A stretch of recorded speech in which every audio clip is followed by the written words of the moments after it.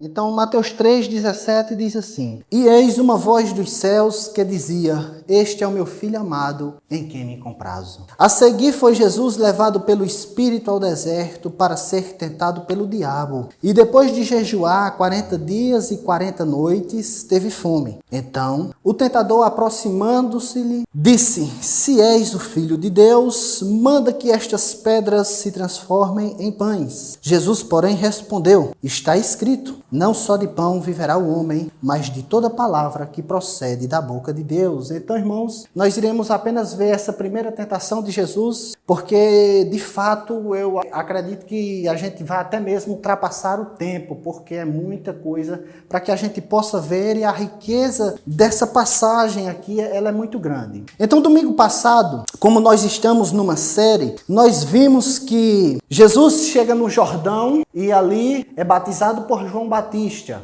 João Batista não queria batizar Jesus, pois o batismo era um símbolo de arrependimento, de confissão, de mudança e de reconhecimento que o reino de Deus estava chegando. Mas Jesus disse assim: faça isso, João, para que se cumpra toda a justiça. O fato é que toda a justiça de Deus estava no pacote e Jesus também ser batizado. Então, logo após Jesus ser batizado, os evangelhos dizem que o céu se abre, o Espírito de Deus desce sobre Jesus para ungí-lo e capacitá-lo, porque Jesus, apesar de ser Deus e ter uma natureza divina, Jesus também é homem, e como homem, a sua natureza humana precisava ser capacitada pelo Espírito de Deus. Então Jesus ali, ele é ungido pelo Espírito Santo, e logo em seguida, Deus diz: Eis o meu filho amado, em quem me comprazo, em quem tenho todo prazer, em quem tenho toda alegria, toda satisfação. Então nós iremos começar a partir aqui do verso de número 17. Veja, o próprio Deus, quando Jesus é batizado, irmãos, ele diz: Eis aí o meu filho amado, em quem tenho prazer. Isso é uma declaração pública no Jordão. Nós não sabemos se todos que estavam ali ouviram, ou se simplesmente só o próprio Senhor Jesus Cristo ouviu a voz de Deus ali. Nós não sabemos. Mas o fato é que Deus Pai afirma categoricamente que em Jesus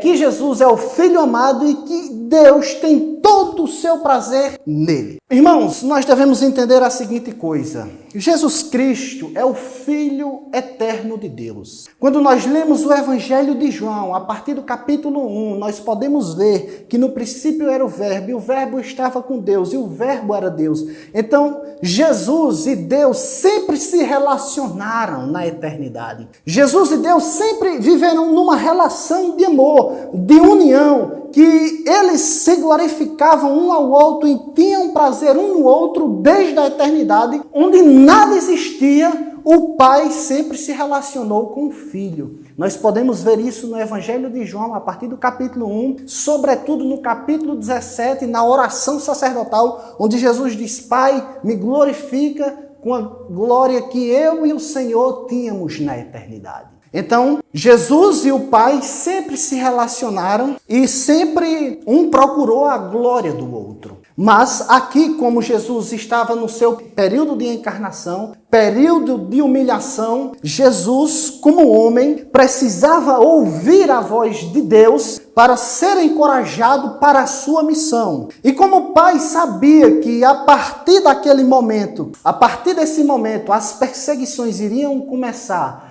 as tentações iriam vir, a partir desse momento, ali as tempestades na vida de Jesus iriam aumentar de forma exponencial. Então Deus, sabendo disso, ele diz a Jesus, o encorajando: você é o meu filho amado e eu vou estar com você até o fim. Porque, irmãos, é por isso que é importante nós lermos a Bíblia verso a verso, texto a texto, sempre analisando o contexto, porque quando nós olhamos para isso, nós podemos ver do porquê que Deus fez isso. Porque logo em seguida, irmãos, Jesus iria ser tentado tentado. Então, como a tentação de Jesus iria ser grande, iria ser real, iria ser intensa, ele, como homem que era, de fato, de carne e osso como nós, apesar de também ser Deus, e as suas naturezas não se misturarem, ele precisava ouvir do Pai. Então, apesar de todas as coisas, em todos os momentos, a partir daqui, independentemente de qualquer coisa, Jesus sempre ouvia em sua mente: este é o meu Filho amado, em quem me comprazo. Então, irmãos, nós entendemos do porquê Deus falou ali com Jesus. Por quê? Porque logo em seguida ele iria ser tentado. Então, como homem, ele precisava ouvir a voz de Deus e receber essa confirmação de que era filho de Deus, e ali ele estava fortalecido para enfrentar todas as coisas que viessem dali por diante. Então, irmãos, assim como Jesus, nós devemos confiar em tudo o que Deus diz por meio da palavra, para que possamos viver de forma alegre, plena e satisfeita em meio às dificuldades, às aflições e às tentações dessa vida. Deus sabia que Jesus iria ser tentado, como da mesma forma, irmãos, nós somos tentados. É por isso que Jesus ele olha para os seus discípulos em Lucas, capítulo de número 12, verso de número 32, para encorajar aos discípulos, ele diz: porque agradou ao Pai dar-vos o reino dele a vocês. A Bíblia também diz que todas as coisas cooperam para o bem daqueles que amam a Deus. Então, nós, como filhos de Deus, como pessoas que cremos em Cristo Jesus, nos arrependemos, nascemos de novo, nós devemos confiar no que Deus diz por meio da palavra, para que possamos, em meio à tempestade dessa vida, a luta contra a carne, o diabo e o mundo, para que nós fiquemos firmes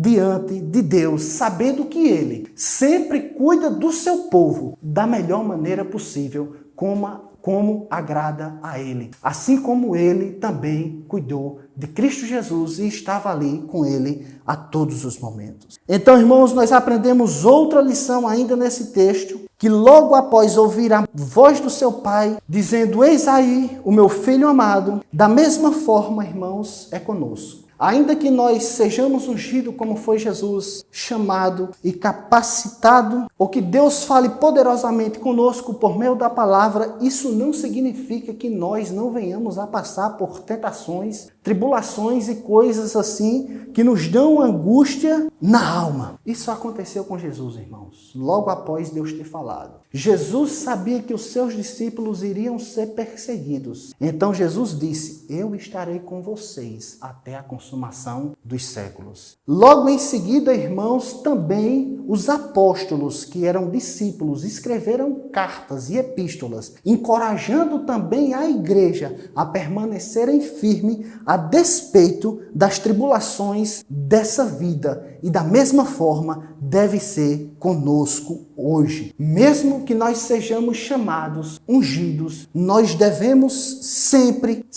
saber que nada disso pode fazer com que a gente não seja perseguido ou não venha a passar provações e tribulações. Porque tem pessoas que acham que por serem ungidas, por serem chamadas, tais coisas não acontecem. E é justamente o contrário. Deus fala com Jesus para encorajar ele. Jesus fala com seus discípulos para encorajar eles. Os discípulos que viraram apóstolos encorajam a igreja para que a igreja saiba que mesmo sendo amada, eleita, noiva de Cristo Jesus, que vai passar a eternidade com Cristo Jesus, confie nas promessas e no cuidado do Senhor, sabendo que nós iremos passar por aflições e perseguições aqui, meus irmãos, nessa terra. Então, quando nós temos esse contexto, fica claro em nossa mente agora do porquê é que Deus falou com Jesus Cristo. Porque agora, a partir desse momento, ele vai ser conduzido ao deserto para ser tentado pelo diabo.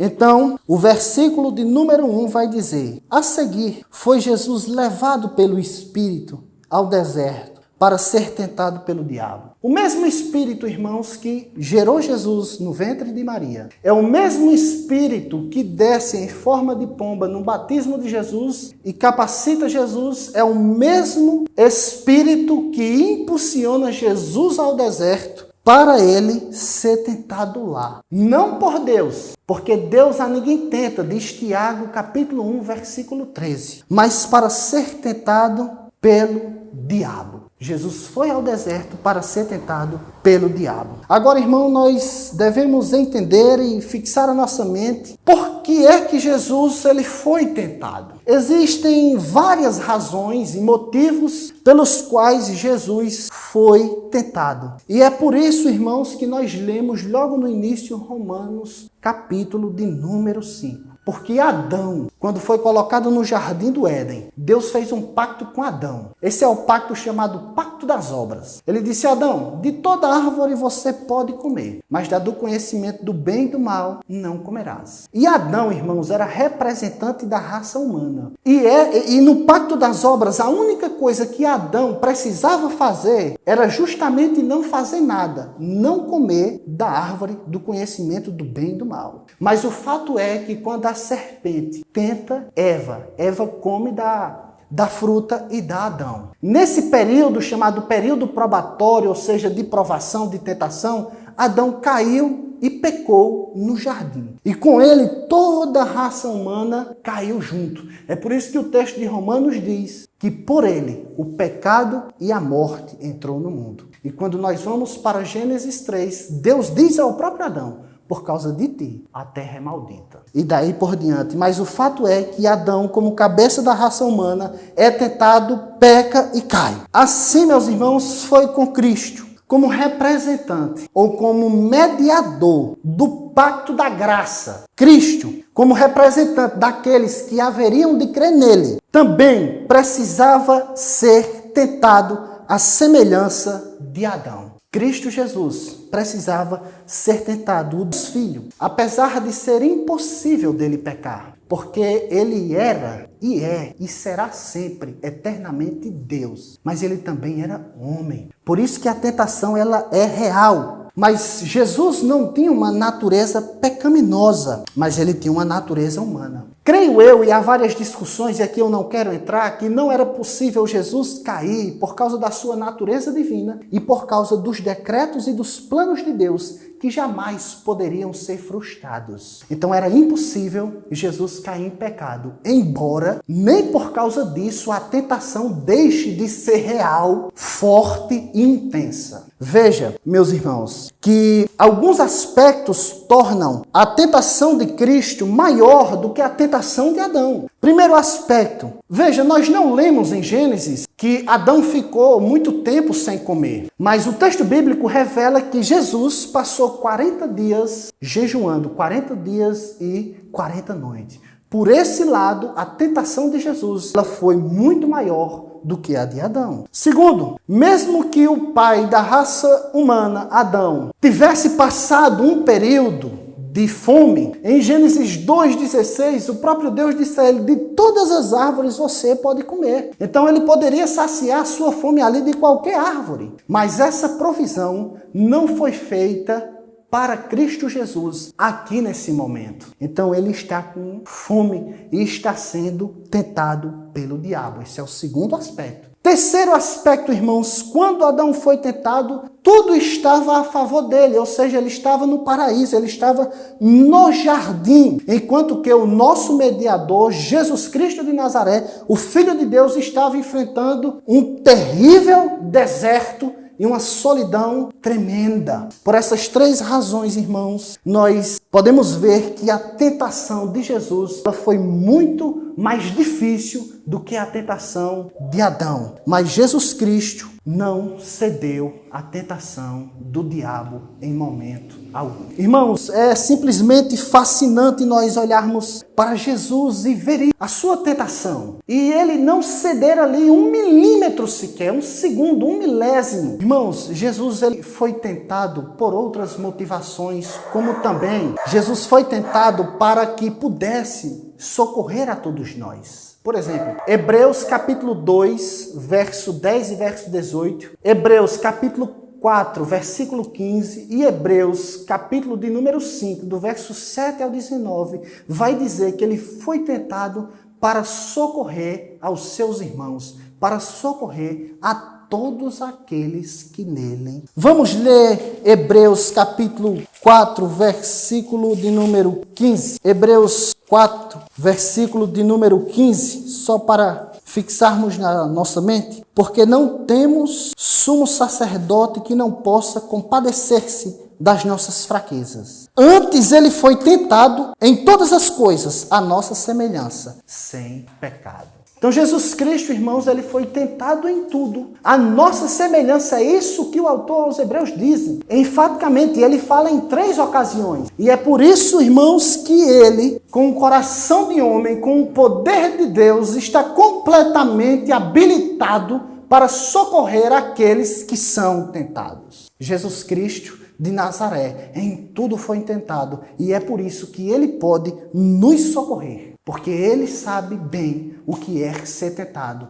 muito mais do que todos nós. Sabe por quê, irmãos? Porque nós só podemos sentir o poder da tentação de forma completa quando nós passamos pela tentação e não pecamos. Então nós conseguimos ver o peso, a dificuldade e a dureza da tentação. Jesus, ele sentiu tudo isso porque ele foi tentado até o fim e em nada ele cedeu. Mas veja que na nossa experiência diária, nós somos tentados e em diversas vezes nós caímos. E por vezes nós lutamos contra a tentação, contra o pecado que nos assedia, mas às vezes nós cedemos. Mas quando nós experimentamos até o fim, sem ceder, aí nós sabemos o peso e a dificuldade do que é a tentação. Então, nesse aspecto, Jesus Cristo sabe o que é tentação. É por isso que ele pode nos socorrer. Então, irmãos, nós aprendemos que como representante, como nosso mediador, ele pode nos socorrer quando nós somos tentados, irmãos, em qualquer coisa, em qualquer lugar, em qualquer hora. Se nós estamos sendo tentados, irmãos, a desistir da fé, Jesus Cristo pode nos ajudar. Porque a epístola aos Hebreus é escrita justamente a isso. A pessoas que estão querendo sair da fé. Então Jesus Cristo, ele é capaz de nos socorrer se nos sentimos fracos na fé. Segundo, se estamos tentados a cometer qualquer tipo de pecado, nós devemos se achegar a Jesus, porque ele sabe muito melhor do que nós o que é o pecado. E sem que digamos uma palavra, ele nos sonda e ele nos sabe até onde nós podemos aguentar a tentação, e é por isso que ele pode nos socorrer em qualquer situação. Terceiro, irmãos, se estamos sendo tentados a desistir da vida cristã, da fé, das coisas que nós cremos, nós devemos nos achegar a Cristo Jesus. Quarto, se estivermos sendo tentados a deixar o casamento, a se separar, a fazer coisas dessa natureza, nós também podemos chegar ao nosso sumo sacerdote, que sabe o que é ser tentado, e ele pode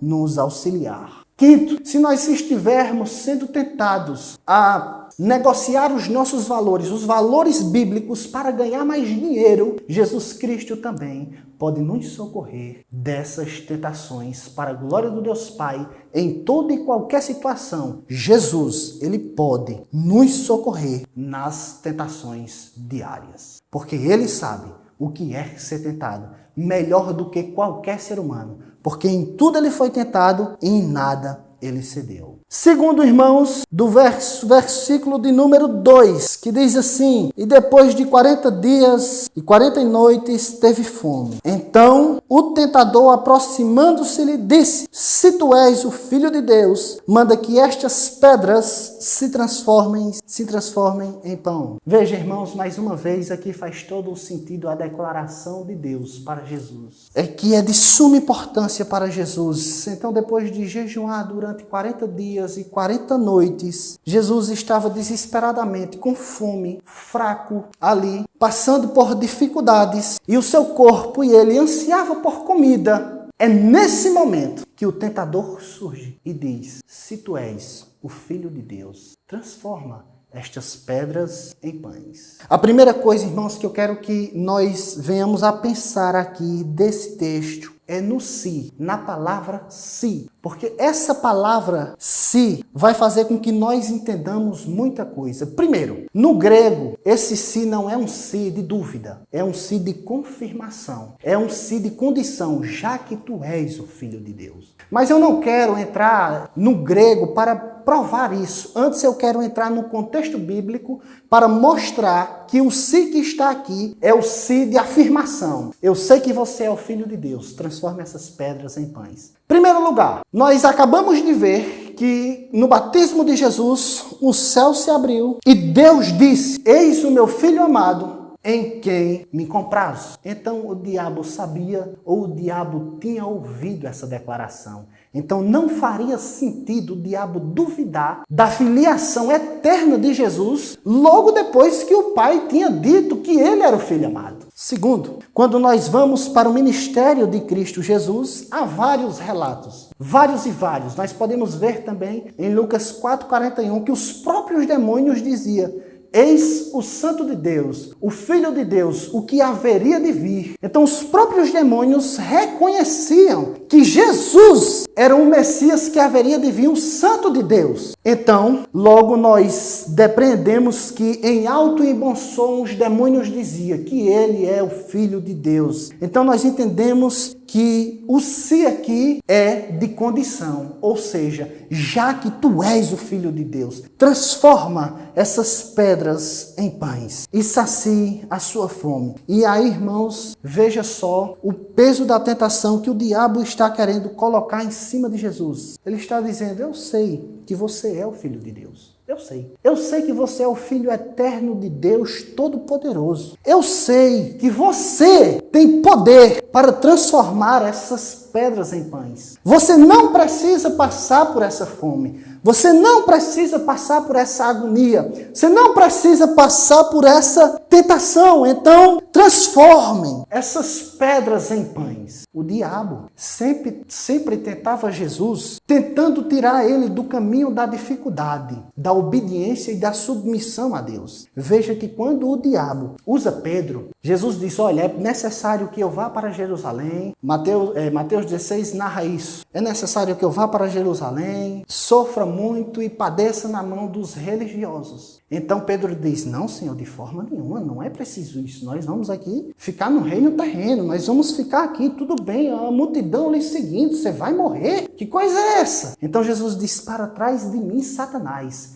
que cogita das coisas do homem. Satanás sempre tentava tirar o sofrimento da vida de Jesus e tirar ele dos caminhos de Deus para a vida dele. Então ele queria que Jesus usasse o seu poder para benefício próprio, tirar Jesus da dependência do Pai. Era isso que Satanás sempre quis com Cristo Jesus. Então, irmãos, o que o diabo queria com essa tentação? Primeiro, o diabo queria pelo menos duas coisas. A primeira era que Jesus desconfiasse do cuidado de Deus em sua vida. Pois foi Deus quem enviou Jesus. E nós podemos ver isso em Isaías, capítulo 42, versículo de número 1, onde diz: eis aí o meu servo, a quem eu sustento. Foi Deus quem enviou Jesus. E o próprio Jesus, ele afirmou diversas vezes que estava aqui enviado do Pai. E que estava aqui para fazer a vontade do Pai e não a sua. Não que a vontade de Cristo fosse diferente da de Deus, de forma nenhuma. Ele está falando no sentido da sua encarnação, da sua humilhação, porque Jesus estava naquele momento da encarnação subordinado ao Pai. Então ele ia e fazia tudo conforme os decretos e a vontade de Deus, não conforme a sua vontade. Ele estava em obediência e dependência total e completa do Pai. Então, Satanás está tentando tirar ele dessa subordinação do seu Pai. É tanto que nós podemos ver que Jesus disse: a minha comida e a minha bebida é fazer a vontade do meu Pai. Jesus estava aqui completamente entregue ao seu Pai para fazer todas as coisas conforme a vontade do seu Pai. E Satanás estava ali fazendo de tudo para tirar ele desse lugar, desse caminho. Segundo, propósito da tentação. Então Cristo com fome, o diabo estava tentando o próprio Jesus para que ele saciasse a sua fome usando o seu poder. Sendo assim, irmãos, ele desconfiaria de Deus, o seu próprio Pai, e tomaria o controle da sua vida e usaria o seu poder em benefício próprio. Sendo assim, ele estaria caindo na tentação, caindo na sugestão de Satanás. E em momento nenhum, nós olhamos para a vida de Jesus e ele usou o seu poder ao seu favor. Em momento nenhum, Jesus usou o poder que ele tinha em seu favor. Em momento nenhum, em ocasião nenhuma, nós vemos isso em benefício próprio. Quando nós lemos Filipenses, capítulo de número 2, vai dizer que ele esvaziou a si mesmo, subsistindo na forma de Deus, não usou como usurpação o ser igual a Deus, antes a si mesmo se humilhou. Então Jesus, irmãos, ele se esvaziou do seu poder, no sentido que ele não usou. Não é que ele deixou de ser, é que ele não usou em momento nenhum, principalmente para o seu benefício próprio, como nós costumamos fazer. Quando nós temos poder de fazer alguma coisa em benefício próprio, assim nós fazemos. Jesus nunca fez isso. Nenhuma ocasião da vida de Jesus ele usou o poder que ele tinha para o benefício próprio dele. É tanto que, na sua morte, quando Jesus é ali preso pelos soldados romanos, Pedro corta a orelha de Malco. Isso está narrado no Evangelho de João. Jesus pega a orelha do soldado, cola e diz a Pedro: Pedro, você não sabia que se eu rogasse ao Pai, ele mandaria 12 legiões de anjos e não ficaria absolutamente nada aqui? Então Jesus tinha poder, mas Jesus nunca usou em benefício próprio. Veja, irmãos, que a tentação ela é real, a tentação ela é intensa, a tentação de Jesus ela é grande, mas Jesus em nenhum momento ele cede ao diabo. Então, dessa forma, irmãos, Jesus responde ao diabo: não só de pão viverá o homem, no verso 4, mas de toda palavra que procede da boca de Deus. Da parte de Jesus, irmãos, a resposta para Satanás, ela foi curta, ela foi rápida, ela foi cortante. Ela glorificou ao Pai e mostrou a confiança que Jesus tinha no Pai, no cuidado do Pai, e estava assegurado na filiação eterna dele. E disse: nem só de pão viverá o homem, mas de toda palavra que procede da boca do Pai. Jesus, ele está olhando para o deserto, e ele está vendo a história de Israel, e assim como Deus providenciou o maná no deserto, como é que o próprio Deus, que tinha acabado de dizer que ele era o Filho amado e que Deus tinha todo o prazer nele, como é que logo após isso, Deus iria abandonar Jesus no deserto? De forma nenhuma. Assim como não abandonou o povo de Israel no deserto, Jesus também estava olhando para esse evento e dizendo que nem só de pão viveria o homem, e estava confiando na providência total e completa de Deus. É por isso que Jesus cita Deuteronômio 8:3. Deuteronômio, irmãos, 8:3, Deuteronômio é a repetição da lei. Então Moisés estava repetindo a lei e alguns acontecimentos, porque aquela primeira geração que saiu do Egito, uma parte, a maior parte, quase todos morreram pela desobediência. Mas Moisés estava lembrando aquela segunda geração que Deus, em todo esse processo, cuidou ali do povo de Israel. Então Jesus ele está citando Deuteronômio 8:3, onde fala que nem só de pão viverá o homem, mas de toda a palavra que sai da boca de Deus. Então, meus irmãos, em condições semelhantes a Israel, em condições semelhantes a Adão, enquanto que Israel caiu no deserto, enquanto que Adão caiu no paraíso, Jesus resistiu às tentações do diabo no deserto, no lugar muito mais difícil. Porque Jesus confiava intensamente, inteiramente na palavra do Pai. De fato, Jesus confiava na palavra do Pai. E ele sabia que jamais o Pai iria lhe abandonar. É por isso que ele diz ao diabo: nem só de pão viverá o homem, mas de toda palavra que procede da boca de Deus. Então, irmãos, aqui nós entramos nas aplicações, que é o que eu quero demandar o meu maior tempo do sermão. A primeira coisa, irmãos, aqui que nós vemos desse último versículo é que Jesus considerava o livro de Deuteronômio inspirado. Jesus considerava a Bíblia inspirada inerrante e suficiente para a vida do ser humano. É por isso que ele cita o Antigo Testamento. Irmãos, Jesus respondeu perguntas em debates com fariseus, respondendo aos seus discípulos e outras pessoas, sempre com a palavra de Deus. Mas eu faço uma pergunta: qual a minha, qual a sua, qual a nossa relação com a palavra de Deus? Será que de fato ela é a única regra de fé e prática da nossa vida? Tiago diz: não sejais só ouvintes da palavra, mas praticantes. Qual é a nossa relação com a palavra de Deus? Qual é a nossa relação com a palavra de Deus? Nós devemos perguntar isso. Irmãos, em todo o seu ministério, Jesus respondeu às tentações com a palavra. Jesus respondeu às perguntas que foram feitas a ele com a palavra. As perguntas que vinham dos discípulos, as perguntas que vinham dos saduceus, dos fariseus e a pergunta que vinha das multidões. Jesus respondeu com a palavra de Deus. Como nós temos lidado, irmãos, com as tentações? Como nós imaginamos ou analisando as Escrituras? Irmãos, sempre que nós somos tentados e queremos resolver da nossa forma,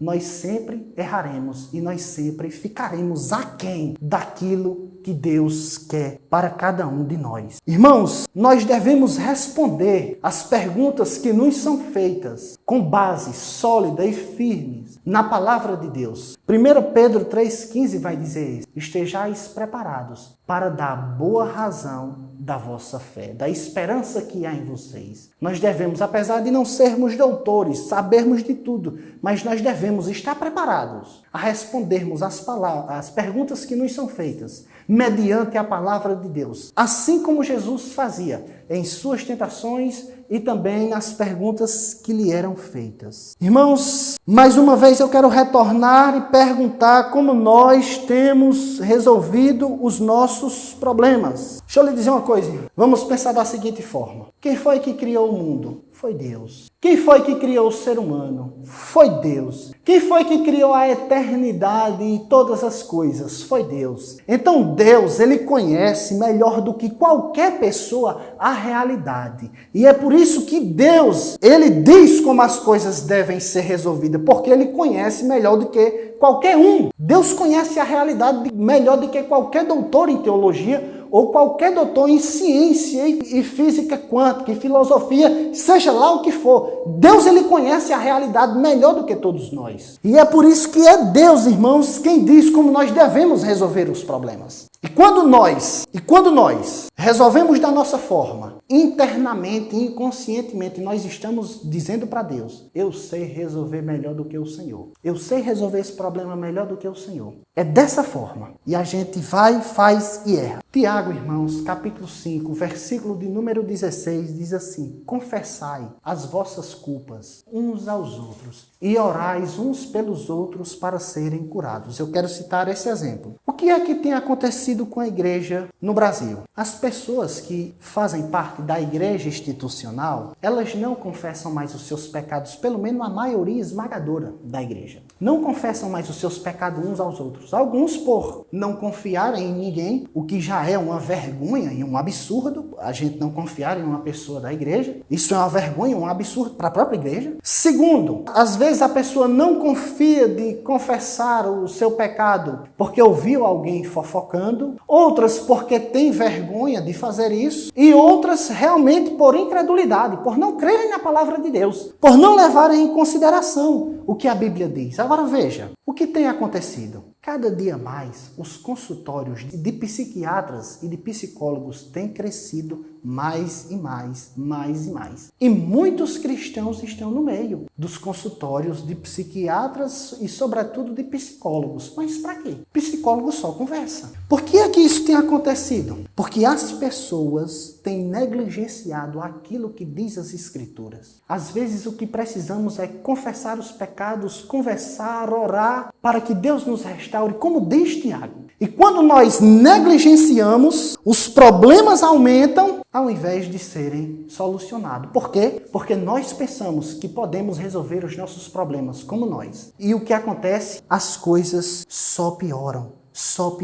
Muitas pessoas confiam em psicólogos, mas não confiam no que dizem a palavra de Deus, as Escrituras. Isso é só um exemplo de como temos abandonado a fé, secularizado a igreja e a fé, e mundanizado completamente a igreja. E os problemas dentro da igreja só crescem. Enquanto mais os homens tentam resolver o problema com suas próprias mãos, com seus próprios métodos, só piora. O pecado aumenta, o número de aborto aumenta, o número de pessoas que engravidam dentro da igreja aumenta, o número de prostituição que tem dentro da igreja só aumenta. Por quê? Porque os homens estão tentando resolver como eles acham. Mas o que é que Jesus disse? Nem só de pão viverá o homem, mas de toda palavra que procede da boca de Deus. E todas as vezes que a gente age sem levar em consideração a Bíblia, o que procede da boca de Deus, é isso o que acontece. Então, irmãos, nós estamos precisando de um retorno urgente para as Escrituras, que foi isso que aconteceu na Reforma Protestante.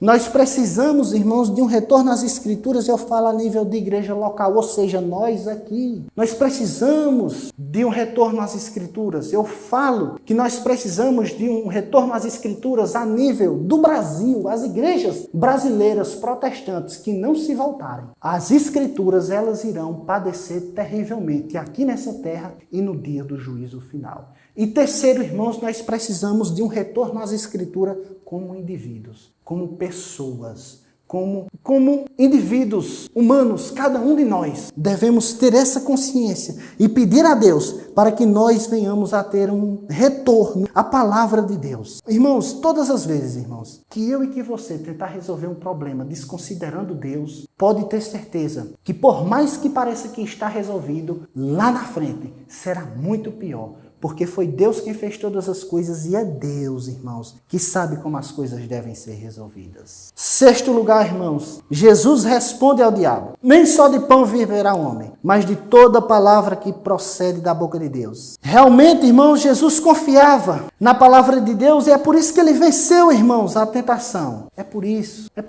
que hoje nós podemos ver a igreja completamente devastada. Templos bonitos, estruturas bonitas, mas por dentro as pessoas são frias e são mortas. Por quê? Deixaram de viver da palavra que procede da boca de Deus. Primeiro, irmãos, eu quero dizer que muitos não creem mais na passagem bíblica que diz: ide por todo mundo e pregai o evangelho a toda criatura. Tem muitas pessoas que não creem nisso. Não creem. Elas dizem que creem, elas louvam, cantam hino com isso, leem, às vezes até meditam, mas na prática elas não creem. Elas dizem: olha, a igreja precisa de eventos, a igreja precisa de uma agenda, a igreja precisa de programações para que ela cresça. De forma prática você está negando, porque Jesus não disse nada disso. Jesus disse: ide por todo mundo e pregai o evangelho. Então nós confiamos, ou nós devemos confiar na palavra que procede da boca de Deus. E nós devemos viver de acordo com as palavras que procedem da boca de Deus, que aqui no caso são as Escrituras. E todas as vezes que nós tentarmos encher igrejas com os nossos métodos, vai acontecer o que está acontecendo. Porque nós devemos viver de acordo com o que Deus diz. Segundo, irmãos, a igreja entrou numa vibe de tentar ganhar jovens. E aí muitos dizem: é preciso atrair os jovens com eventos também e com programações, com coisas assim extraordinárias e tudo mais, eventos, para chamar a atenção. Porque senão não virá ninguém e muito menos permanecerá. Irmãos, é sério isso? Onde é que tem isso na Bíblia? Aonde é que tem isso na Bíblia? Quando nós olhamos para a Escritura, nós vemos justamente o contrário. Estevão era um jovem, cheio do Espírito Santo, que estava pregando na época dos apóstolos. E estava aparecendo mais do que os apóstolos. E ele não precisou de nenhuma agenda, nenhuma programação e de nenhum show gospel. E ele pregou até a morte, sendo apedrejado. Era um jovem. Davi, irmãos, quando jovem, estava na presença de Deus sem precisar de agenda. Samuel, Daniel e vários outros exemplos.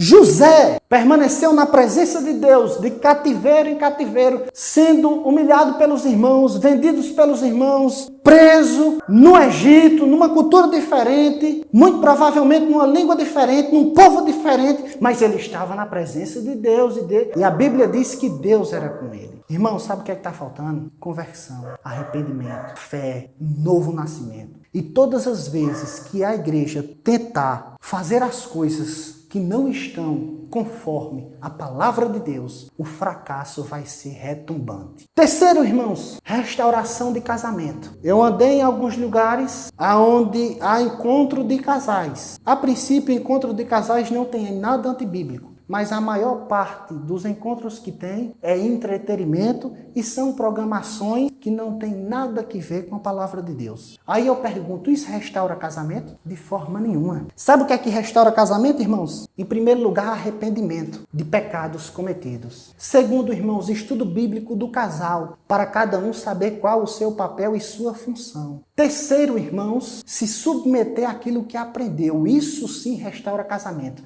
O que passar disso, irmãos, é só balela, é só entretenimento e é só para encher Facebook, Instagram, Twitter e qualquer outra rede social de foto para no outro dia estar a mesma guerra dentro de casa. Sabe por quê, irmãos? Porque nós devemos viver de toda palavra que procede da boca de Deus. Quarto, eu enfrentei muito isso aqui, tentação de métodos para crescimento de igreja. E aí eu li a Bíblia de capa a capa diversas vezes para tentar encontrar um método de crescimento e eu não achei nenhum. Mas tem vários métodos por aí para encher igrejas. Mas a questão é, aonde está na Bíblia isso? A Bíblia diz em Atos 2,47 que os apóstolos pregavam e o Senhor ia acrescentando a cada dia. O Senhor ia acrescentando a cada dia. 1 Coríntios capítulo 3, versículo 6 vai dizer, Paulo plantou, Apolo regou e Deus deu o crescimento. Então o crescimento de qualquer igreja vem da parte de Deus. Os homens pregam, essa é a tarefa designada por Deus e quem dá o crescimento é Deus, não é método, não existe isso. É se Deus quiser, se Ele soprar o Espírito, abrir o coração, a mente, fazer a luz da graça raiar, senão é perca de tempo. A igreja enche, mas de repente, como um bolo de palha, sopra e se esvai.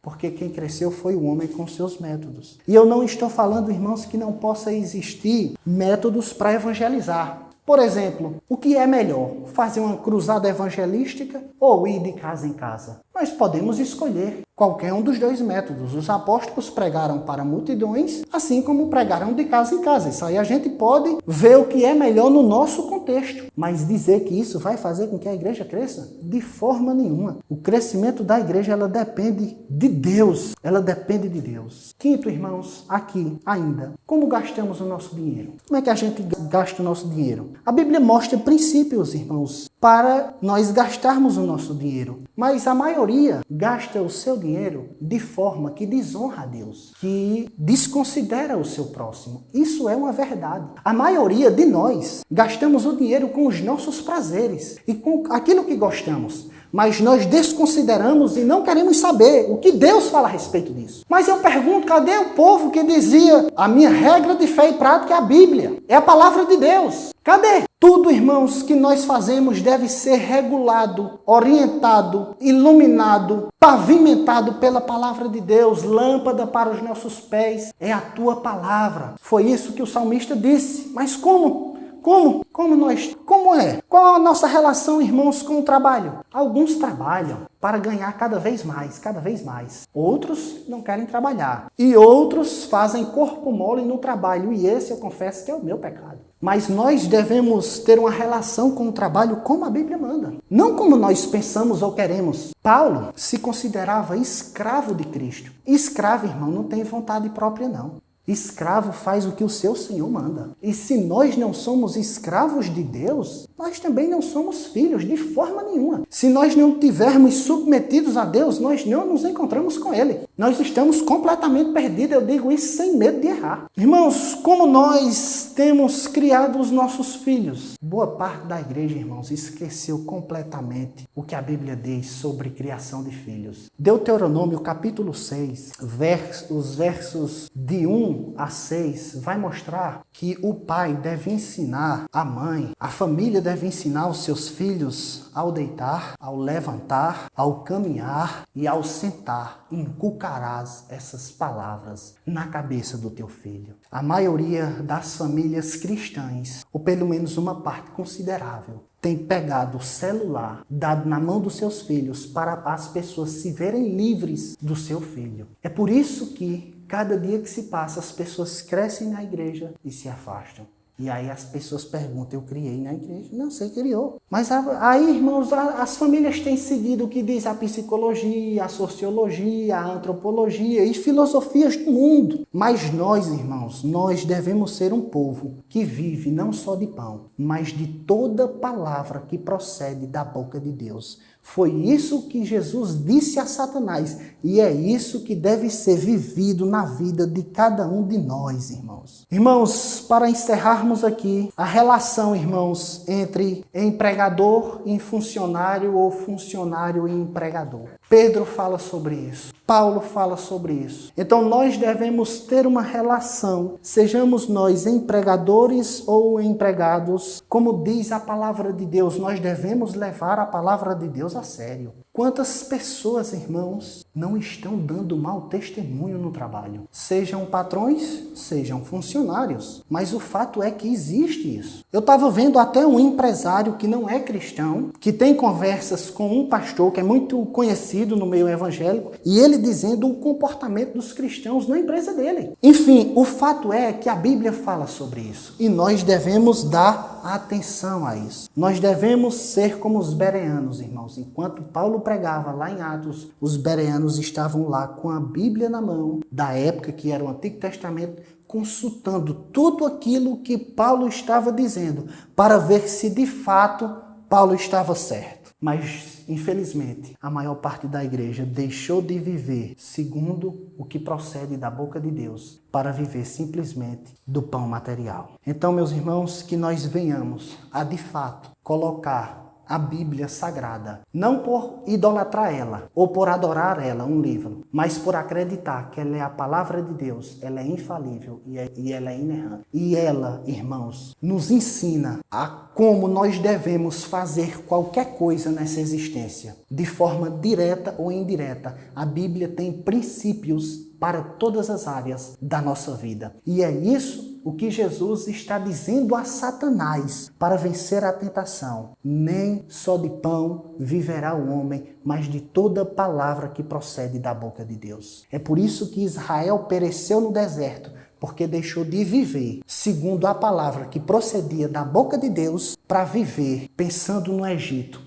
e cobiçando as coisas. Foi por isso que Adão deixou de viver da palavra que procedia da boca de Deus. Não coma disso. Ele disse, não, eu vou comer. É por isso que Adão pereceu e com ele a destruição do mundo. E todas as vezes que a gente olhar para o que Deus diz e dizer, eu vou fazer do meu jeito, você pode ter certeza que a tragédia está anunciada. Que Deus abençoe, irmãos, e que nós venhamos a ser um povo que de fato considere o que procede da boca de Deus. Vamos orar. Mateus 4, versículo de número 5 até o versículo de número 10. Mateus 4, versículo de número 5 até o 10, que diz assim: Então o diabo o levou à cidade santa, colocou-o sobre o pináculo do templo e lhe disse: Se és filho de Deus, atira-te abaixo, porque está escrito: aos seus anjos ordenará a teu respeito que te guardem, e eles te sustentarão nas tuas mãos, para não tropeçares em alguma pedra. Respondeu-lhe Jesus: também está escrito: não tentarás o Senhor teu Deus. Levou o diabo a um monte muito alto, mostrou-lhe todos os reinos do mundo e a glória deles, e lhe disse: tudo isto te darei,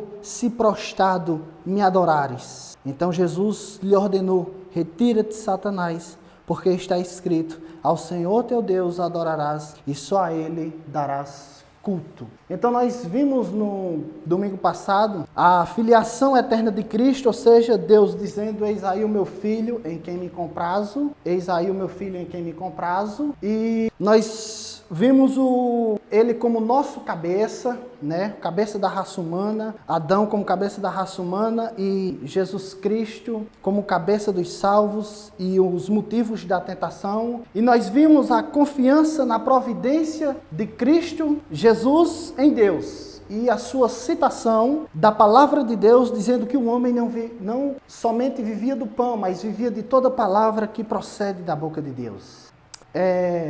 Então, meus irmãos, hoje nós vamos ver a segunda e a terceira tentação. A segunda tentação, irmãos, ela é caracterizada pela tentação de tentar a Deus. Nós podemos ver isso do verso 5 ao verso de número 7. Então, a primeira coisa, irmãos, que eu queria que nós pudéssemos pensar aqui é que nós não temos assim a afirmação concreta de como o diabo levou Jesus até a cidade santa. Se Jesus foi levado até a cidade santa pelo diabo, até lá realmente, até o pináculo do templo, ou se foi por meio de sua visão e de seus pensamentos. Nós não sabemos como isso aconteceu, se foi de forma literal, onde Satanás carregou Jesus e colocou no pináculo do templo, ou se foi por meio da sua imaginação. Nós não temos uma certeza completa. Mas eu particularmente, irmãos, eu creio que Jesus foi conduzido de uma forma debaixo da permissão de Deus e colocado no pináculo do templo, porque não faria sentido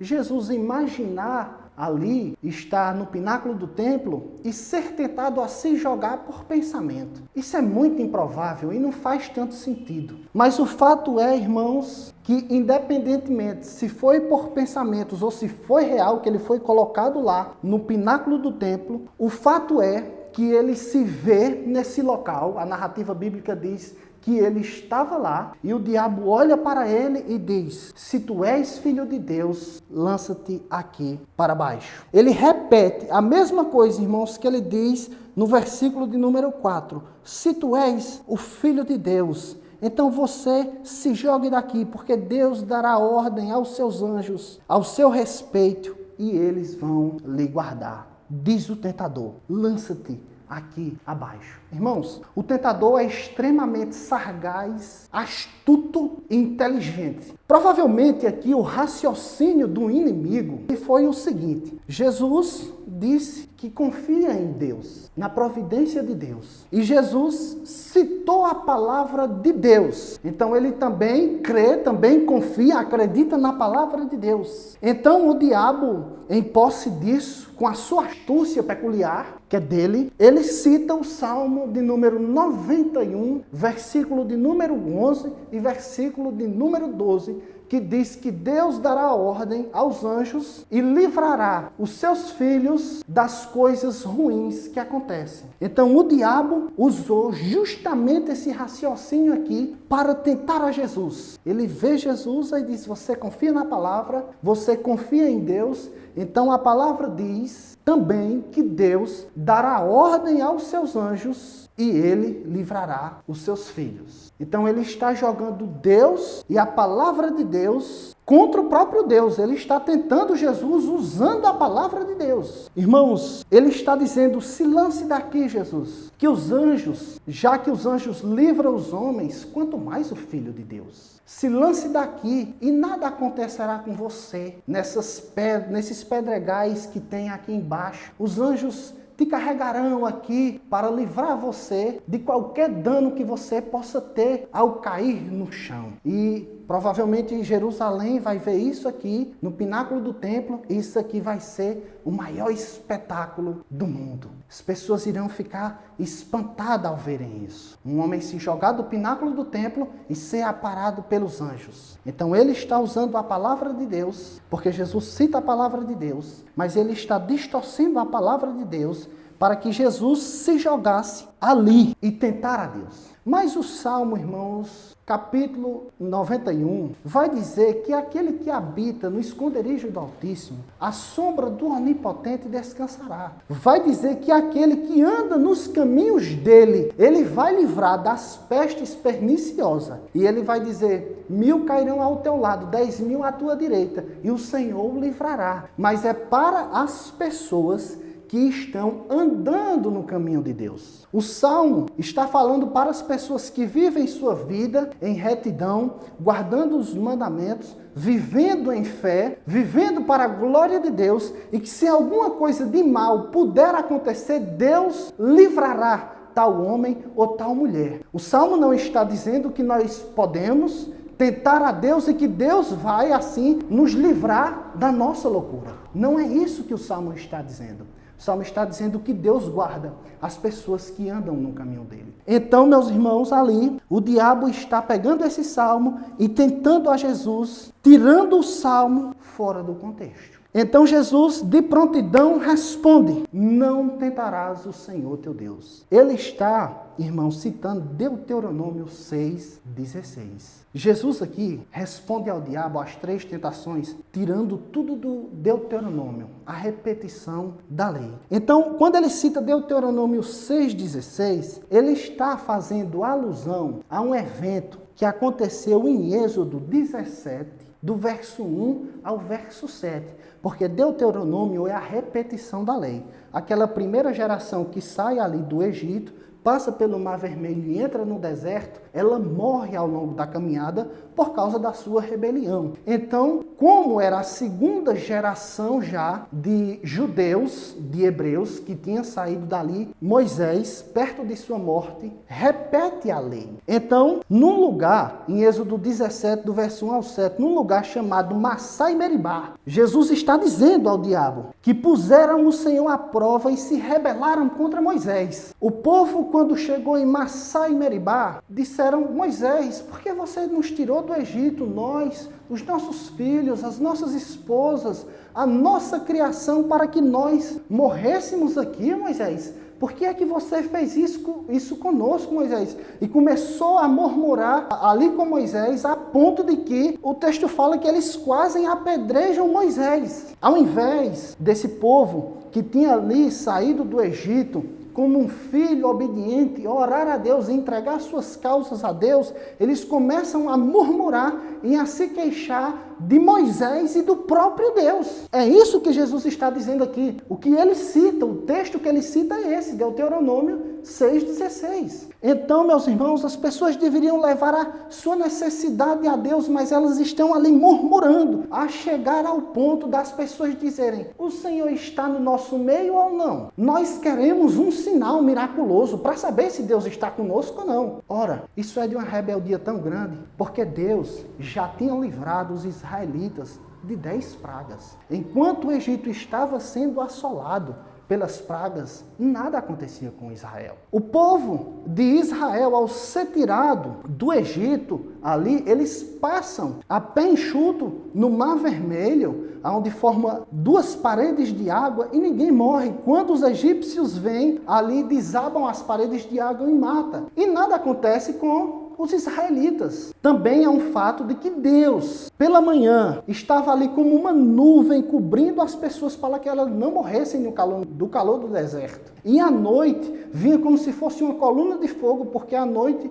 o deserto é muito frio e ali Deus estava preservando as pessoas, preservando suas roupas, preservando suas pernas, ali para que não inchassem naquela caminhada. E as pessoas comiam maná do céu e bebiam água de rochas e ainda assim elas estão aqui dizendo, será que o Senhor está conosco? Eu queria um sinal para saber se Deus está conosco.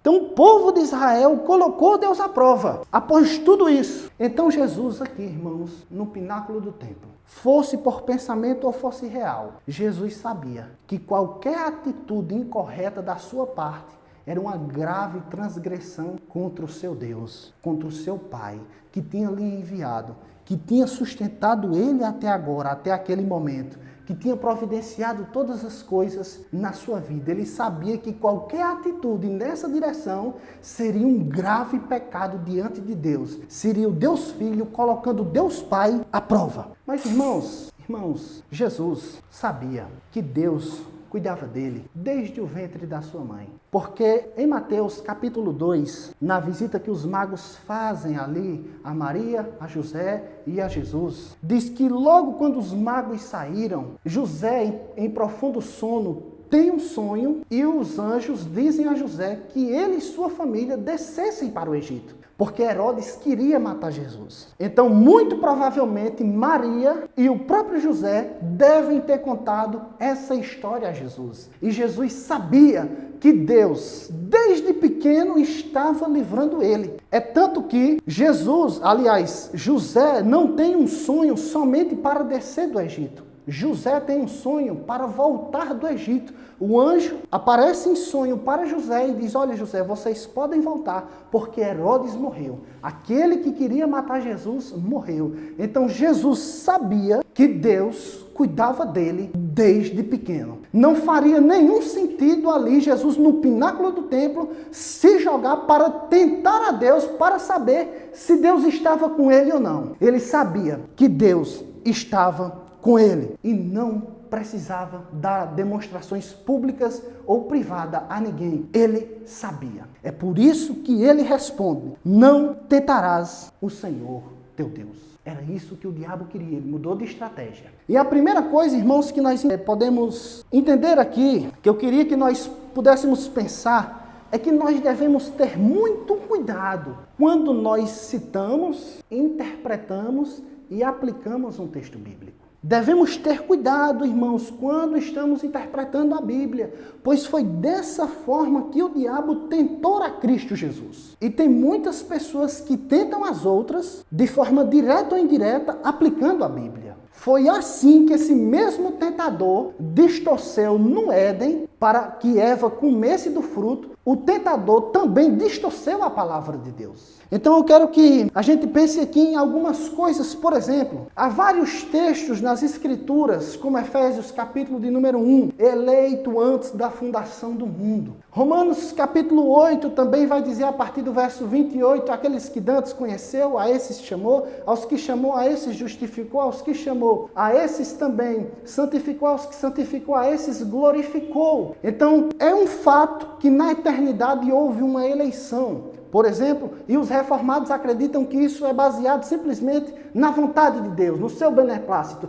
e não por aquilo que ele viu. Mas alguns dizem: para que eu vou pregar? Existe um povo eleito. E de fato existe. Todos os teólogos acreditam que há um povo eleito. Todas as pessoas que leem aqui acreditam que há um povo eleito. Mas, da mesma forma, a Bíblia diz, Jesus disse: ide por todo mundo e pregai o evangelho a toda criatura. A palavra também manda com que todos nós preguemos o evangelho a toda criatura. E a palavra de Deus também diz em Romanos 10:17 que a fé vem pelo ouvir, e o ouvir a palavra de Deus. O que eu quero dizer aqui, irmãos, é que uma coisa não anula a outra. E nós devemos pregar o evangelho. Segundo, isso se aplica também à santificação. Efésios capítulo 1, versículo 4 vai dizer que Deus nos elegeu para sermos santos e irrepreensíveis. Deus nos elegeu para sermos santos e irrepreensíveis. Não porque nós somos santos e irrepreensíveis que somos eleitos, é o contrário. Ele nos escolheu para sermos, não por sermos, mas para sermos. E também Hebreus capítulo 3, versículo 11 e 12 vai dizer que Deus santifica o seu povo. Mas também a palavra de Deus vai dizer que todos os filhos de Deus devem se santificar. 1 Tessalonicenses 4:3. Essa é a vontade de Deus, que vós vos santifiqueis, se abstendo da prostituição. E daí por diante. O fato é que tem pessoas que dizem: quando Deus tocar no meu coração, quando Deus quiser, eu vou deixar de fazer isso ou aquilo. Meu irmão, uma coisa não anula a outra. As duas coisas são verdades. Tem pessoas, irmãos, que dizem assim: eu declaro a vitória em nome de Jesus nós somos mais do que vencedores. a cura vai vir, a libertação vai vir, a prosperidade vai vir, porque em Cristo somos mais do que vencedores. Aí cita um texto bíblico e faz uma promessa a qual o texto nunca fez. Fazer isso, irmãos, é fazer como o diabo fez no Éden e aqui como fez com Jesus. É citar um texto fora do seu ambiente contextual e aplicar à vida das pessoas. Então, irmãos, o que eu quero dizer aqui, a primeira coisa é que nós devemos ter cuidado quando nós lemos um texto, interpretamos e aplicamos, para que nós não venhamos a fazer isso, tirando o texto do seu ambiente contextual e fazendo igual o diabo fez, tentando a Deus com a própria palavra de Deus. Isso é de uma astutice terrível. Mas segundo, irmãos, pensando de forma mais ampla aqui nesse texto, a segunda coisa que nós aprendemos é que nós não devemos se queixar. Quando pensamos de forma ampla nesse texto, irmãos, nós podemos ver Jesus aqui sendo tentado num ambiente hostil e não se queixa. Quando nós meditamos nesse texto, nós podemos ver que as pessoas em Israel, naquele evento do Êxodo, durante a chegada a Canaã, as pessoas murmuraram do começo ao fim. Apesar de Deus ter tirado eles do deserto, apesar de Deus ter sustentado do Egito, ter sustentado eles na caminhada, ter mostrado a terra prometida, ter libertado eles do Egito, as pessoas murmuravam com tudo, irmãos, com tudo. Então nós devemos ter cuidado, irmãos, porque muitas pessoas se dizem salvas, mas murmuram, se queixam, porque o emprego, o salário ganha pouco, porque a saúde dela não é como deveria ser. As pessoas murmuram quando às vezes perdem um emprego, murmuram às vezes quando perdem um relacionamento, murmuram por diversas coisas e acabam se esquecendo, irmãos, de tudo que Deus já fez. De certa forma, irmãos, murmurar é tentar a Deus, é olhar para Deus e dizer, o Senhor não está cuidando de mim da forma que deveria. Eu merecia mais, igual as pessoas no Egito. Quando nós reclamamos, irmãos, nós reclamamos porque nós pensamos que nós merecíamos mais. E dessa forma, nós tentamos a Deus, provar a Deus. Nós não devemos, irmãos, de forma alguma, murmurar em nada. Nós sempre devemos dar graças a Deus em tudo. Nós devemos sempre louvar a Deus em tudo. Eu sei que é muito difícil, às vezes a gente passa realmente por situações difíceis, mas nós devemos entender, irmãos, que tudo o que nós temos é pela graça. Quando nós entendemos que tudo o que nós temos é pela graça, nós paramos de murmurar. Tem pessoas que acreditam que a salvação é pela graça, mas as demais coisas não são. Você tem que fazer alguma coisa para merecer, né? Aquilo ali. Mas veja, irmãos, tudo, simplesmente tudo é pela graça. Tudo. O que nós fizemos para que o dia amanhecesse hoje? O que nós fizemos para que pudéssemos existir? O que foi que os anjos fez para que pudessem existir? O que foi que a terra, o cosmos fez para existir? Absolutamente nada, porque o que não existe não pode fazer alguma coisa para existir. Logo, tudo que existe é pela graça de Deus. Se você diz assim, eu leio 2, 3, 4, 5, 6 horas por dia, eu corro, eu faço isso ou faço aquilo, eu trabalho muito, então eu mereço. Você está olhando de forma errada, porque você só faz isso porque Deus lhe dá saúde, lhe dá fôlego e condições. Porque no dia que Nabucodonosor quis se exaltar acima de Deus, Deus fez ele transformar um bicho, para que ele soubesse que Deus é quem faz todas as coisas. Deus é quem faz tudo. Ele fez Nabucodonosor virar um bicho, preservou o reino sem ele e deu de volta. Tudo, irmãos, é pela graça de Deus. Nós podemos correr, nós podemos se esforçar, nós podemos batalhar, mas nele vivemos e nos movemos. Nele. Sem Deus, irmãos, se Deus tirar a mão, tanto eu como você, como todos nós, nos despedaçamos agora. Tudo é pela graça. Tudo é pela graça. Com isso, eu não estou dizendo que nós não devemos trabalhar, se esforçar, nada disso. O que eu estou dizendo é que tudo isso é pela graça. Por que é que nós estamos aqui? Pela graça. Então, irmãos, tudo. Quando nós entendemos isso, nós murmuramos muito menos, ou nós somos muito menos ingratos com Deus. E terceiro, irmãos, Deus livra os obedientes. Veja, Deus protege sim pessoas justas que andam nos seus caminhos, pessoas que creram e consequentemente se santificam e andam nos caminhos de Deus. É isso o que aconteceu com a nação de Israel. Sempre que Israel, irmãos, creu em Deus e obedeceu aos seus mandamentos, sempre Israel foi livre das opressões. Sempre. Mas sempre foi assim. Quando a nação andava nos seus caminhos, crendo em Deus, se satisfazendo em Deus, Deus fazia com que Israel crescesse, avançasse e prosperasse. Mas todas as vezes, irmãos, que as pessoas faziam o contrário à vontade de Deus, Deus punia severamente. Nós temos três exemplos clássicos. Primeiro, Saul. Saul, irmãos, está numa guerra, no meio de uma guerra, nós podemos ver isso no primeiro livro de Samuel, e ele sabia que ele não podia sacrificar. E quando ele vê o cerco se fechando, ali Samuel fica espreito olhando e ele vai lá no último dia, no 7º dia que Samuel disse que ia chegar, ele com medo, vendo as pessoas fugindo, ele vai e sacrifica. E o fim nós já sabemos, irmãos. Deus rejeitou Saul e Saul perdeu o reinado. Segundo, irmãos, Sansão. Quando Sansão deixou de andar nos caminhos de Deus, de obedecer a Deus, apesar do Novo Testamento dizer que ele foi um salvo, um exemplo de fé, quando ele desobedece a Deus dizendo a Dalila o que ele não deveria dizer, nós sabemos como aconteceu a história. Os olhos dele foram vazados, os cabelos cortados e ele foi servir de escravo e de chacota para os filisteus. Israel, irmãos, quando desobedecia, Israel olhava para uma grande potência militar. E ali, Deus sempre dizia a Israel, confia em mim, não se alie com ninguém. Quando Israel se aliava com outra nação para guerrear contra um grande império, Israel sempre perdia, por não confiar em Deus. Mas as pessoas que confiavam em Deus eram livres, eram livradas. Nós podemos ver isso com Daniel. Ele vai para a cova dos leões, mas ele é livrado lá. Nós podemos ver isso com Sadraque, Mesaque e Abednego, que eles foram jogados na fornalha de fogo ardente, mas eles foram livres lá, porque eles criam e decorrente desse fato eles obedeciam e Deus livrava a esse povo. É a esse salmo que se aplica a essas pessoas. São as pessoas que andam nos caminhos dele. Ele livra as pessoas. Agora, irmãos, nós também não devemos pensar que por nós crermos em Deus e nós obedecermos a Deus, ele nos vai livrar de tudo.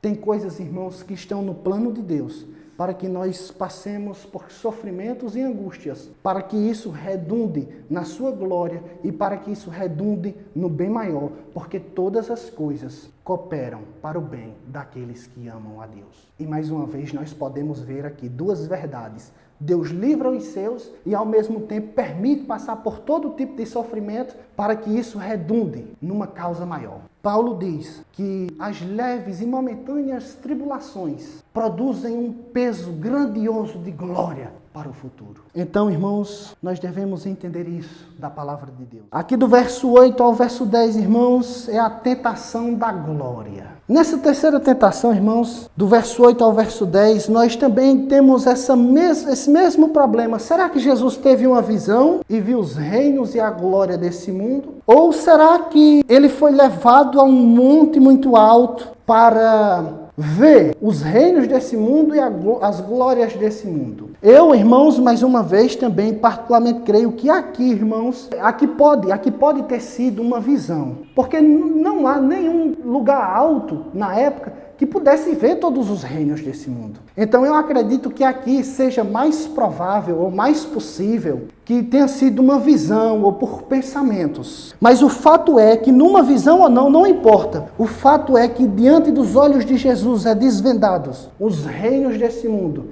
as glórias desse mundo e o resplendor desse mundo. Tudo isso está vívido diante de Jesus. Então, irmãos, o diabo, mais uma vez, tenta Jesus, dizendo, tudo isto te darei, se prostrares, me adorares. Satanás oferece, irmãos, todas as riquezas. Satanás coloca o Império Romano da época, que dominava o mundo inteiro. Satanás coloca ali os exércitos de Roma, que impuseram a paz. Que nos livros de história está a Pax Romana. Paz que pelo exército, pela força, ali o Império Romano conseguiu. Ele está colocando diante de Jesus ali todo o ouro, toda prata, todo linho finíssimo, as pessoas ali adorando o rei, as glórias desse mundo, o ouro, a prata, o bronze, os reinados, as glórias que esse mundo tem. Ele está colocando diante de Jesus e dizendo: se o Senhor se dobrar diante de mim e me adorar, eu lhe darei tudo isso. Eu lhe dou tudo isso sem que seja necessário se cumprir Isaías 53. Pelas nossas transgressões, ele foi transpassado, moído. Você vai ter todos os reinos sem sofrimento, sem a morte, sem a cruz. Você já vai ter a coroa de glória, você já vai ser o rei, você já vai comandar o mundo inteiro. Só precisa se adorar, se ajoelhar e me adorar. Mas, irmãos, Jesus não era um homem corrupto,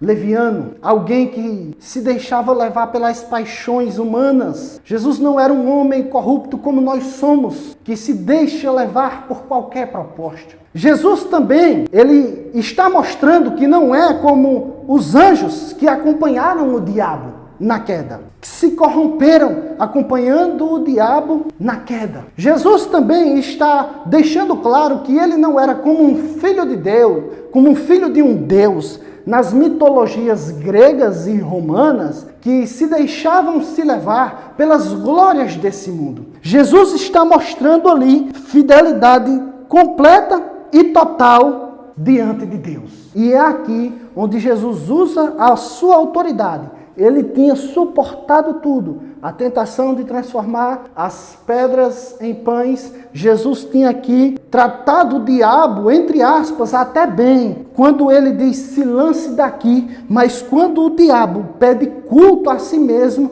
ele diz: vai-te, Satanás, porque adorarás só ao Senhor teu Deus. Aqui o Senhor Jesus, pela reivindicação do diabo e a tentação do diabo ser tão descarada, ele expulsa o inimigo de sua frente. E ele diz: só ao Senhor seu Deus adorará. Mais uma vez, e só a ele servirás. Mais uma vez, ele está citando Deuteronômio 6:13. Jesus está deixando claro, irmãos, que toda a sua adoração e todo o seu serviço era para Deus. Não adiantava tentações vazias e mundanas, porque Jesus sabia que o Salmo, capítulo de número 2, versículo de número 5 até o 7, Deus diz ao próprio Jesus, numa profecia messiânica: pede e te darei as nações. Pode ler quando chegar em casa. E você vai reger a terra e os povos com mão de ferro. Jesus sabia que um dia ele iria reger, como vai reger toda essa terra, com a mão de ferro, e ele será adorado em todos os lugares. Por isso, ele diz ao diabo: só adorarás ao Senhor teu Deus e só a ele servirás. Jesus está mostrando que está completamente entregue à adoração e ao serviço a Deus. Ele está deixando claro ao diabo que toda a sua adoração e que todo o seu serviço, adoração e serviço, irmãos, caminham lado a lado. Quem adora serve, quem serve adora. Uma coisa não está desassociada da outra. Porque serviço é adoração e adoração é serviço. E ele está dizendo ao diabo: olha, vai-te embora, porque eu só adoro a Deus e eu só sirvo a Deus. Então, irmãos, nós aprendemos aqui que o diabo, ele é real. O diabo não foi inventado pelos antigos. O diabo não é um mito. O diabo não é uma energia. O diabo é uma pessoa que tem pensamentos, sentimentos, vontades e é inteligente. O diabo é real. E ele tentou Jesus de forma real. Além disso, irmãos, ele não tem uma única forma de tentar. Ele tem várias formas de tentar as pessoas, diversas formas, em diversas circunstâncias. Ele tem várias estratégias para tentar as pessoas. Ele tem, irmãos, assim, estratégias para tentar as pessoas que têm vidas prósperas e ministérios prósperos, e pessoas que têm vidas, assim, que não são prósperos e ministério que, entre aspas, não são prósperos, ele tenta em qualquer situação. Por exemplo, tem pessoas que pensam que por ter a vida próspera e ter o ministério próspero, eles pensam que tem méritos nisso. Logo, eles desprezam completamente a graça de Deus e caem na tentação do diabo de pensar que eles têm alguma coisa por causa dos seus méritos. caem na tentação. Outros caem na tentação de abandonarem o ministério porque pensam que o ministério que Deus está abençoando é aquele que está crescendo, aquele que está se multiplicando e daí por diante. E tem pessoas que abandonam o ministério por dizer que não teve resultados e caem na tentação do diabo. O diabo ele pode tentar a gente quando a gente está bem e quando a gente está mal, irmãos. Não tem tempo, não tem hora e não tem lugar para o diabo nos tentar. Não tem tempo, não tem hora e não tem lugar para ele nos tentar. Veja, irmãos, veja. Jesus aqui, ele está sendo tentado num momento muito difícil. Jesus está no deserto. Jesus está sozinho, com feras. O texto de Marcos vai dizer isso, a narrativa de Marcos vai dizer isso. Com feras valentes e brutas. Jesus está sozinho, com fome, sendo tentado. E ele aqui está num momento difícil. Mas o inimigo também tentou Jesus em épocas boas, onde multidões o acompanhavam, onde ele era aplaudido pelas multidões, seguidos pelas multidões. Irmãos, em João capítulo 12, versículo 20, tem uma coisa extremamente interessante. Narra uma festa aonde alguns gentios, ou seja, alguns gregos vêm participar dessa festa judaica. E os gregos foi quem criaram a filosofia, lá com Sócrates, Platão, Aristóteles. Eles eram pessoas que gostavam de pensar, de raciocinar, de entender melhor as coisas. E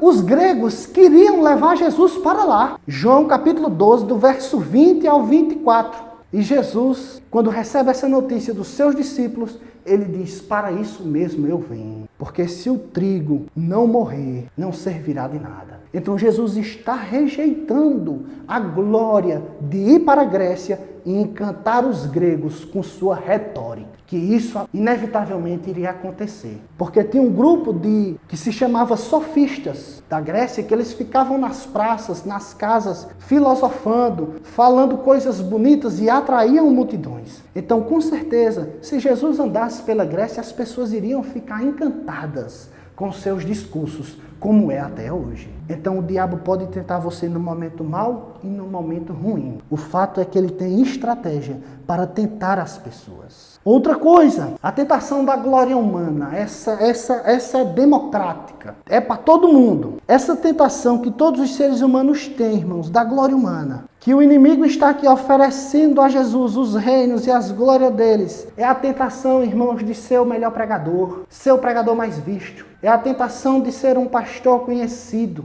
É a tentação de ser um pastor que tem o maior rebanho da cidade, da região, quem sabe da nação. É a tentação, irmãos, de ter o melhor emprego, de ganhar mais, de ser mais visto, de ser mais conhecido, de ser mais reverenciado, de ser mais respeitado, de ser mais temido. Essa é a tentação mais democrática que existe. É a tentação das glórias humanas. É a tentação, irmãos, de ter um corpo perfeito. É a tentação de, por causa disso, se submeter a doses cavalares de hormônios, a processos estéticos que botam nossa vida em risco. Isso tudo para ser visto pelo mundo e aplaudido pelas pessoas. Essa é a glória humana, essa é a glória que Satanás oferece a todo mundo. Essa glória que Satanás oferece, ela é democrática. Ele está oferecendo agora, no Rio de Janeiro, em São Paulo, aos jovens que querem ter dinheiro. Olha, o tráfico é um bom lugar. Aqui você ganha dinheiro, aqui você sobe de patamar, aqui você é visto. Aqui você vai sair com as pessoas mais bonitas que tem aqui na região. É as glórias desse mundo. São os reinos desse mundo. Agora você vai ser um prefeito, um vereador, um deputado. É somente usar artimanhas aí. Cair no colo de A ou de B, como foi nessa eleição, pendurados no lado ou no outro. Ganhar a eleição para ser visto, para ganhar mais, para ter mais conforto, para ter mídia, para ter a glória dos homens. Os reinos dos homens está no Congresso Nacional. Irmãos, eu quero contar uma história aqui que eu sei de uma pessoa que congregava numa determinada igreja. E essa pessoa, ela tinha uma família e ela era bem acompanhada, ela era bem instruída e a igreja dava todo o suporte a essa pessoa. E essa pessoa estava bem na igreja. Só que essa pessoa recebeu uma proposta de emprego para ganhar mais, para ganhar melhor. E essa pessoa que recebeu essa proposta chegou numa pessoa sábia da igreja. sábia na palavra, e disse: olha, eu recebi uma proposta de emprego, eu estou pensando em ir embora. E essa pessoa muito sábia fez uma pergunta, disse o seguinte: olha, o que você ganha? Dá para você sobreviver? A pessoa disse: sim, não, o que eu ganho é um bom dinheiro, dá para pagar minha escola particular dos filhos, e ainda dá para juntar até uma quantidade considerável. Eu vivo bem com o que eu ganho. Aí a pessoa muito sábia disse: eu vou lhe fazer outra pergunta, veja, para onde você vai agora? Ou para onde você está pensando em ir? Lá tem uma igreja que lhe acompanha, que vai lhe ensinar, lhe instruir, fazer o que essa igreja que faz com você e sua família? A pessoa disse: provavelmente não. Muito difícil lá tem. O fato é que, irmãos, essa pessoa, ela saiu e realmente ganhou mais dinheiro, mas ela destruiu a sua vida espiritual. Não estou questionando aqui perca de salvação, eu nem creio nisso. Mas o fato é que essa pessoa, por causa das glórias humanas, colocou a sua vida espiritual no mato, por querer ganhar mais, por desejar mais, pelos reinos, pelas glórias do mundo. E é isso, irmãos, nós devemos ter cuidado com quem nós andamos, cuidados com as propostas que nós recebemos, porque o nosso inimigo está ao nosso derredor, bramando para nos tragar, procurando. E aquele que dá vazão, com certeza será despedaçado, porque ele é astuto. Quando menos imaginamos, ele dá uma rasteira. Devemos ter todo o cuidado. Irmãos, nós também devemos saber com qual reino nós estamos comprometidos. Estamos comprometidos com o reino de Deus ou com os reinos desse mundo? Jesus, irmãos, estava comprometido completamente com Deus e com o reino de Deus. É por isso que Jesus disse: sai, Satanás, para trás, some, porque ele estava completamente entregue ao reino de Deus. Mas as pessoas que estão titubeando, escolhendo a que reino servir, a que rei servir, a qual glória terá, a glória eterna ou a glória momentânea, consequentemente, irmãos,